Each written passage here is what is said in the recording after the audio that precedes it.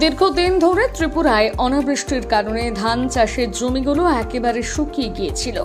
যদিও এলআই স্কিমের মধ্য দিয়ে ত্রিপুরা কৃষি দপ্তরের তরফ থেকে কৃষি জমিগুলোতে জলসেচের যোগান দেওয়া হলেও এখন বৃষ্টি হওয়ার সাথে সাথে জমিগুলো আবার প্রাণ ফিরে পেয়েছে।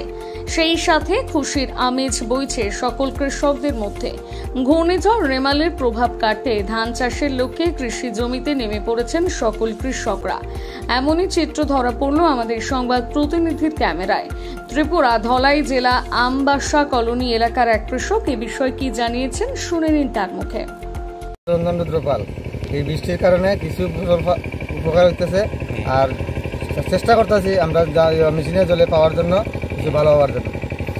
আপনারা কি মূলত কি চাষ করেন? ধান চাষে করি, সবজিও করি। তো এই ধান চাষ করে কি মানে ধান কি সরকারিভাবে বিক্রি করেন? সরকারিভাবে বিক্রি করি, নিজে খাওয়ানোর লেগেও রাখি। তো এই বৃষ্টি এবং জলসেচ কি এটা সরকারিভাবে? জলসেচ সরকারিভাবে। আচ্ছা, বৃষ্টি আর জলসেচ মিললে মোটামুটি ভালো চলছে? হ্যাঁ, মোটামুটি ভালো চলছে। ইতিমধ্যে কি ক্ষেতের মধ্যে আপনারা চাষ করতেছেন? এখন ধান চাষ করতেছি।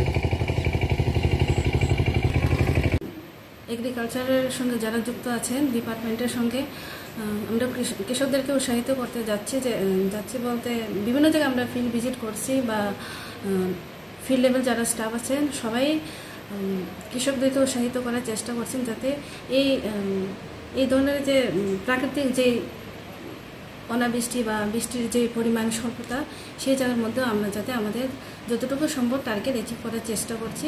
অবশ্যই বর্তমান মোটামুটি 50%-এর উপরে আমার টার্গেট অলরেডি অ্যাচিভড। যেই জায়গার মধ্যে জলসেচের সুবিধা আছে, বিশেষ করে এলাই বা নদী ছড়া যেই জায়গার মধ্যে জলসেচের সুবিধা আছে সেই জায়গাতে আমরা আউশ ধানকে প্রাধান্য দিচ্ছি।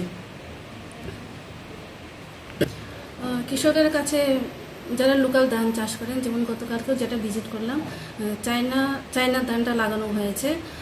জিওল ছড়াতেও যেটা আমি ভিজিট করলাম কয়েকদিন আগে, সেই জায়গাতে তারা জুমের একটা ভ্যারাইটি চাষ করছেন কাইবরি নামে। তো আমি চাইছি এটা ডিপার্টমেন্টের কাছেও ইন্ট্রোডিউস করার, কারণ জুমের ধান নিচু জমিতেও চাষ করে তারা সাফল্য পাচ্ছে। আর অবসর সময়ে এই সিজনে আমরা ডিপার্টমেন্টালি যেটা আমাদের আরটিপির প্রোডাকশন ত্রিপুরা হাকুচুক ভ্যারাইটিটা কৃষকের কাছে পৌঁছে দেওয়ার চেষ্টা করছি।